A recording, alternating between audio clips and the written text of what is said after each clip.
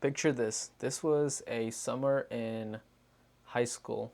I was bored out of my mind, and this was around the time I just started getting into working out. And I was just scrolling through my Instagram on my phone, and one guy randomly hits me up. He says, "Yo, I went to the same school as you. How is the school going? I just graduated. It's been a year. How is the school going? Do you go to? I heard from a friend that you went to the same weight training class as I was." And I just see how it was, right? I was like, there was some random person starts talking to me, right? So I text him, "Oh, everything's going good. How was life after high school? Like, how is it going?" And we get into talking about exercising and working out. And I was telling him how annoying it was that I didn't have a gym membership during this time, and I just started doing home workouts to compensate for it. And then he tells me, "Oh, I go to a gym. I have a guest pass. It's in the city you're from, so just hop on, just work out with me." And I was like, "Sure, why not?" Very naive kid. I don't know this dude at all whatsoever. But one day he was like, "Yeah, I'll just pick you up this afternoon," because I didn't even have a car at this point. I was like, what, junior year in my high school? And then I was like, "Sure, why not?" And lo and behold, the day comes finally, and he pulls up 2 houses down in a huge not Mustang, Chevy pickup truck. And I was like, this is sus as hell. And as soon as I get in, he daps me up. I was like, "Oh, thank you, man. Thank you for getting me a free buddy pass so I can work out today." And one of the first things I noticed is they're not in gym clothes at all. They are in a full attire, almost like a military attire. So I was like, this is extremely weird. Sure, whatever, right? And I was like, "Yes, why are you guys in the outfit? You guys finish training or something?" And they were like, "Oh yeah, I just got back from like military thing. Like we do some military stuff on the side." And I'm like, interesting. But I was like, whatever. I just wanted to work out for an hour, so screw it. Why not?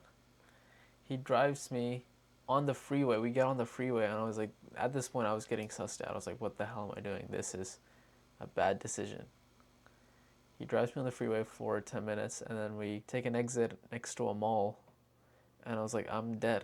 I'm done. I'm actually dead. And I remember distinctly, I had an iPhone 6S during that time. And I don't think I had a lot of data, so I couldn't even text my parents. I could just call them. And I was just doing it for the plot at this point. I was like, screw it, why not? I go there, and it was a military establishment. They had these new recruits doing like pre-boot camp for 2 hours, and it was just doing rounds of 50 push-ups, a half a mile run around the block, 30 pull-ups, and then carry 50 pound, then carry these 50-pound, what do you call those things? 50-pound green ammunition boxes. I remember them being really sharp at the end, so when I was carrying them and running half a mile, it was killing my triceps. I don't know what it is, but my triceps were gone, even though I don't use triceps to carry it. I do the whole thing, and then they asked me how it was, and I was like, "Oh, this is fun. I'd be down to do it again." And the look on their faces, they were like, "Who the hell is this kid?" Because they completely killed me by the end of this workout. I was sweating everywhere, and I barely could catch a breath. It turns out they took me not to a gym for this army recruiting thing because they had a quota to hit, and if they couldn't get at least one person to go with them by the end of this week, they had to go through some severe punishments. So that's why they took me, saying it was a free workout. But all in all, this was a lesson that taught me that never just look at a dream outcome whenever you make a decision. The perfect decision making framework is to always ask yourself, what is the worst that could happen? This could be a very cynical view of looking at the world, but especially when making irreversible decisions, you have to ask yourself that. In a podcast, Jeff Bezos talked about reversible versus irreversible doors, and it is very important to make decisions using this framework. A reversible door is when you make a decision and you can backtrack from it really quickly. Let's say, for example, you go to the store and you buy a different kind of cheese to make your pasta. You make it and it tastes like shit, and it's not the end of the world. You can buy a new type of pasta, or you buy something from Amazon and it doesn't fit you properly. You can always return it. That is a reversible door. irreversible doors are choosing the right partner to marry, having a baby. These are all decisions where you cannot backtrack from it. Now, before I didn't know it, but when I'm making a decision like this, I should ask myself, what are some possibilities that could go wrong that will not make this decision worthwhile? And start thinking of possibilities where this might not be a good idea. It sounds obvious, but it is really hard to do in your everyday circumstances because we are emotional creatures. We look at the dream outcome of having the thing that is promised of what is good for us or what we want, and we put aside all the negative possibilities that could arise from making that decision.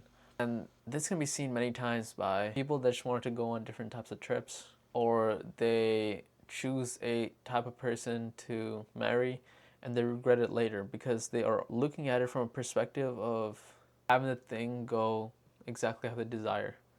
And you have to do this with the things that have the most amount of potential for your desires to be fulfilled. So let's say you want to marry that person and you want them to be your soulmate.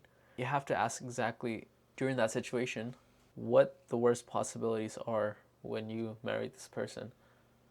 Alex Ramosi said in a video that as soon as he got married, he went to a divorce prevention meeting, like these types of meeting where couples go to when they're experiencing turmoil or about a divorce, right before they divorce.